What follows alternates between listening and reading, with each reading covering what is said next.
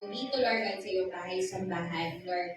And right now, Father God, before we start worshiping you, Lord God, just really wanted you, Lord God, to search our hearts, Father God. Whatever it is, Lord, lahat po na nakikita mong hindi karapat-dapat sa iyong pong harapan, patuloy po kami nagpapalinis, Lord God. Hugasan mo po kami, Panginoon.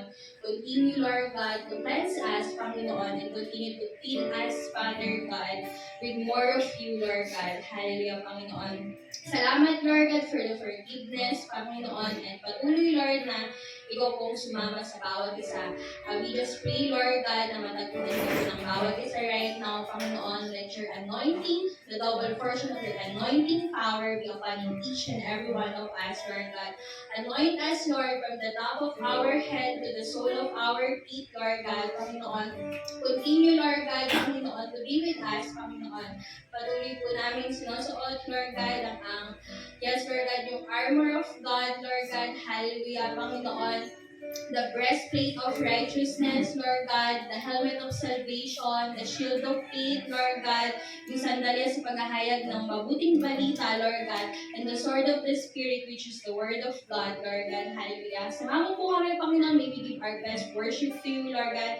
Walang ibang maitaas at maparangalan, kundi ang pangalan mo lamang, Panginoon. Ikaw po ang laging maging dakila, kami po ay laging maging mababa, Panginoon. All glory and honor belongs to your name, in Jesus' mighty name we pray. Amen and amen. Hallelujah. Pagkinin mo yung mga katabi na sabihin, good morning. Morning! Morning! Kita ka ngayon. Morning!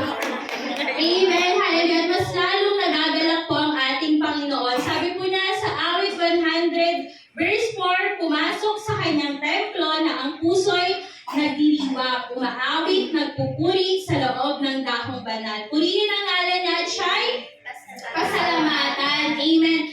So, today, dapat wala pong ibang i-desire ang heart natin, kundi yung puso po natin nagdiriwang na sa ating Panginoon at nagpupuri. Let's give our best worship at pasasalamat para sa ating Diyos na buhay. Hallelujah.